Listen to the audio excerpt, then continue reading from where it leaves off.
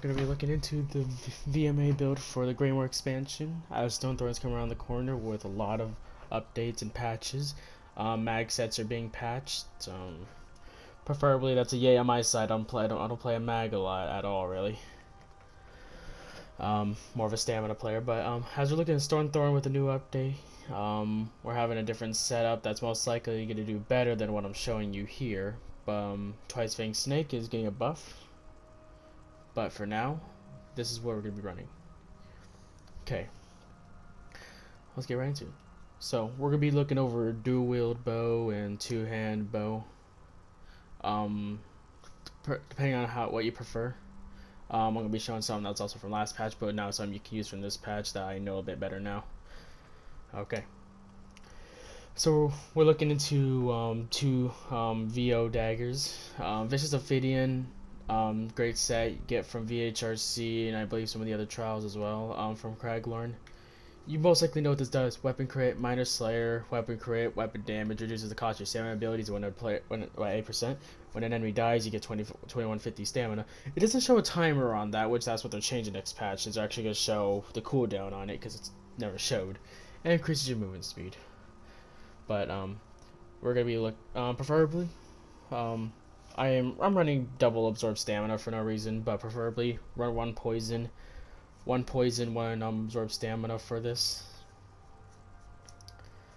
and that'll make it all the better. Or if you want to, run crown lethal poisons if you have a bunch of those sitting around. Now we're gonna go on to the bow. I'm running, of course, the Maelstrom's Perfected Bow. You can run the Masters or the regular Maelstrom bow that you can get right from normal. Run the weapon damage enchant with infuse. So every time you get on your back bar, you get that extra 452 weapon and spell damage. Well, weapon damage, of course.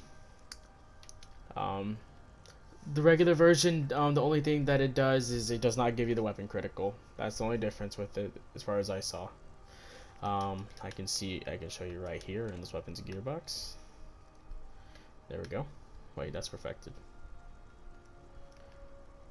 I probably don't have one in this box, actually thinking about it, but in one of the, and maybe my bank, but it just removes the weapon critical. We should be fine there. Now let's go into the gear. We're looking at Slime Craw. Still a very reliable setup. If you're a warden, you want to change this out for something else. Krogs, Marslocks, Selene, Stormfist, any of those setups. Preferably Marslocks if you have a lot of dots, because they do very powerful. And then Selene's does a lot of damage when it mauls the enemy. Stormfist if you have a bit of a sustain problem, really strong, powerful. So I just use Slime Craw for the Mina Berserk. Weapon critical, spell critical, good for both mag and stam. Gain Mina Berserk at all times, increase your damage done by 8%, preferably used. And then we got the Night Mother. This is the set I've been using forever now for VMA, but this is where we're going to be. Twice Fang Snake is getting an update where they're reducing how much penetration you get per stack by increasing the stacks. So it's going to be able to stack up to 10 times, and I think it's at like 380. So if I were to do the calculations right here, let's get my phone. So I believe it was like 380 or 410 or something. So let's just do 380. 380 times 10. It's not. It's only 3,800, but we'll have to see what happens. But until then, this is really nice. Especially, sadly to say, that Stamina Templar just got flawless with it. It was kind of easy. When you deal damage with when you deal critical damage, you apply a major fracture to your enemy, reducing the physical resistance by 5280 for 6 seconds. This does not have a cooldown, so every time you deal critical damage, it goes off. Of course, divines on all traits. So weapon critical, weapon damage, weapon critical. Very powerful, very strong.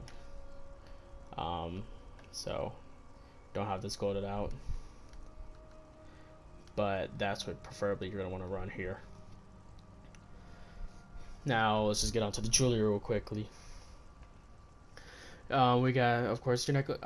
You want to run infused on all traits for that weapon damage. I only have one stamina here because I just got enough transmute crystals. Well, most likely have enough transmute crystals to do it. But run weapon damage and chance, of course. But if you have a sustain problem, that is fine. We're gonna be running. Okay, sorry there. we're most likely running robust for the maximum stamina, 870 if you have it golded out. But if you do not, if you cannot get Vicious Ophidian in the first place, I should have mentioned this first. There's a substitute set to this. That's not that bad. There's a version of it that drops in another trial that does not give the reduced cost, I believe. I'll have to see. I cannot remember. I don't have it. I don't use it. I think it's called Ophidian Celerity or something like that. So if you want to look into that, that's fine. But a set, if you want something real quick and easy to get, go on the traders and look around for Battlefield Acrobatic. It's not the best, not the worst. It's reduces the cost of your stamina abilities by 6%. So it's really cheap. You could probably get like a great sword in there for like 2k or something, and the jewelry like at least 10k each, or realistically you can get it from 2 to 5k each, then at the highest 10k each. So I've seen them at least average 3k each. So this is what you're going to be running, infused on all traits for that weapon damage. This is just the general stats I have right here. So of course we activate this, get your stamina card going up. So you most likely have an average of 1302 stamina recovery in there. Of course the Shadow Stone.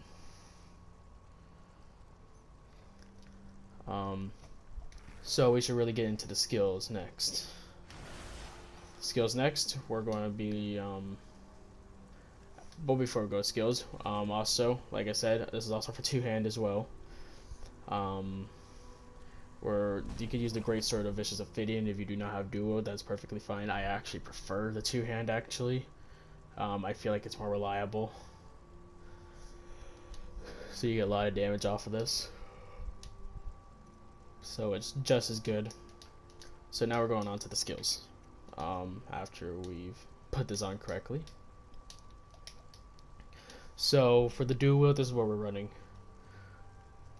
Whirling Blades, Venom Skull, Blighted Blastbones, Deadening Siphon, Barb Trap, and Dawnbreaker for front bar for that Fighter's Guild weapon damage buff.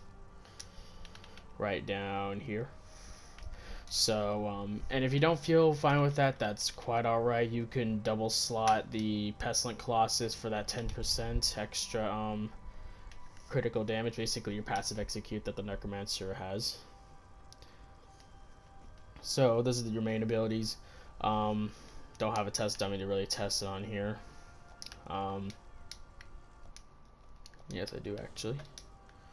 So just put it right there. You know, the last one is gonna be your main ability. This house is very laggy. Of mine. Yes. So this is basically your basic setup on your front bar.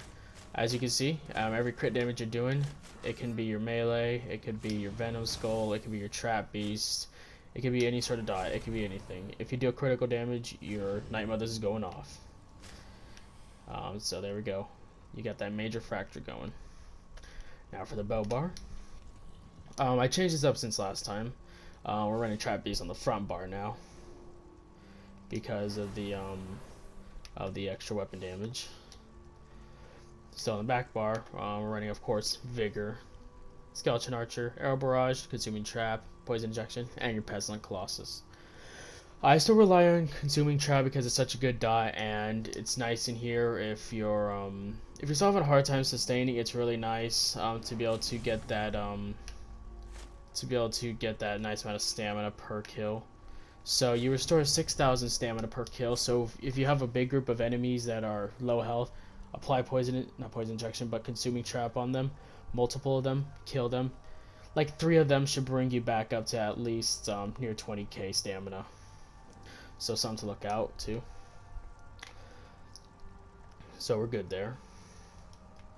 Arrow Barrage, I preferably do the Arrow Barrage. Some people say Endless Hail, yes, it's nice because it lasts longer, but Arrow Barrage increases the damage of the hail entirely and increases its radius.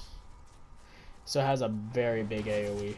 So depending on situations, this might be very reliable. So its meter range goes from 5 meters, which what Endless Hail would do, to 7 meters, where Endless Hail does 11 seconds, where this does that much. And this Arrow Barrage, I think, gives an extra 300 damage towards volley basically.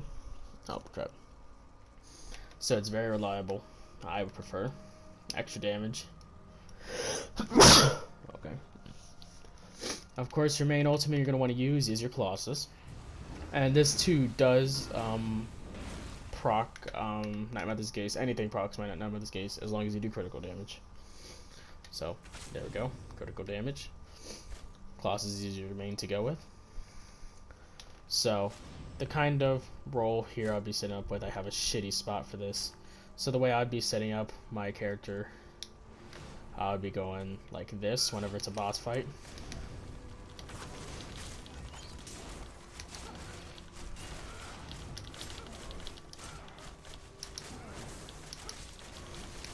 And then, you know, until it gets around executes. So, and then, you know, when it gets to execute, whirlwind, do whatever you need to do with it. It's really good right there. So let's just wait for this skeleton archer to go off. There we go.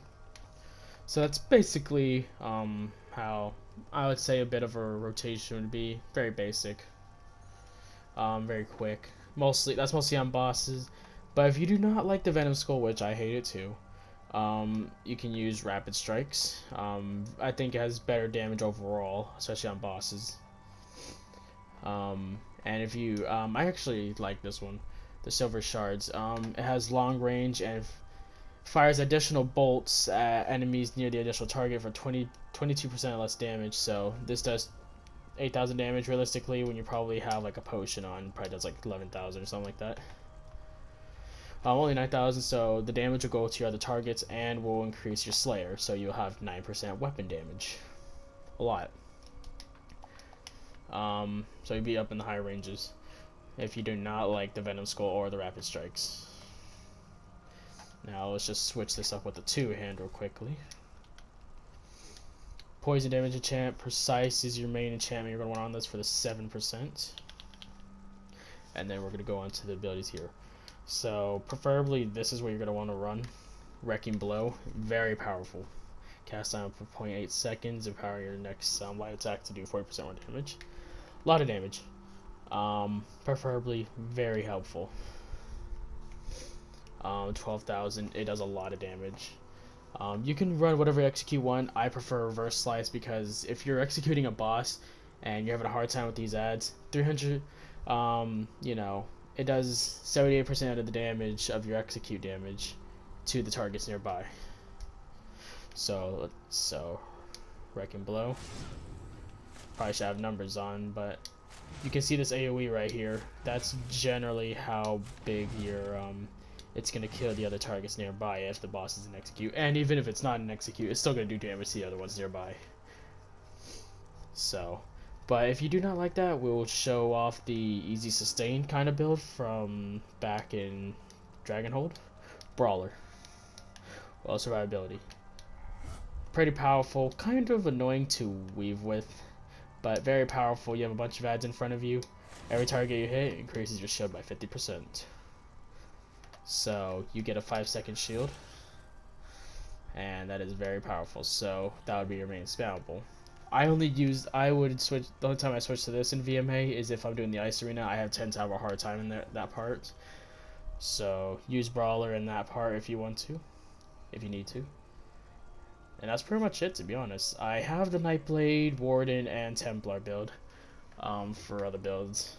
But we're most likely going to be changing the gear up when Stonethorn hits and seeing how everything's going to be. We're only on week 2 of the PTS, so by at least, if it's the same month, in August, on PS4 we should be getting the update. So look out for that. And that's your build. Easy peasy. Easy build, easy to work with. Any those questions? And I wouldn't recommend this, but if you feel like it, if you don't want to run Consuming Trap and you're perfectly fine with Sustain, on your front bar you can probably remove Barb Trap and put on the back bar and run Deadly Cloak when it comes to the dual wield. It's pretty powerful. And you know, it's not the best, but if you feel like it, run this instead of your And then if you don't feel like using the bow, I use this myself, just to play around with it. Black Guard's Perfected, double infused, 1 weapon damage enchant, 1 poison, dealing damage with Blade Cloak. It increases your damage done and your decreases your damage taken by 6%. So you're pretty powerful with that in some groups of AoEs and enemies. So that's pretty much all there is to show for this. Easy VMA setup, I really love it. I have an easy time with this. I run through VMA all the time with this. I probably don't have the best score in the world, but I do have a pretty decent score. 36th place, not the best, but it's enough to show something. If you ever want to, I have a Nightblade, Templar, and Warden done. Working on the stamdk and Stamina Sorcerer next. By next patch, the Stamina Sorcerer will be done though, because I'm going to be using the new spammable they have there. But till then, those are the builds that are available. So preferably, I like the Necromancer, and that's what we're going to be running with. So that's it pretty much, and that's all I got to show. So ask if you want those other builds.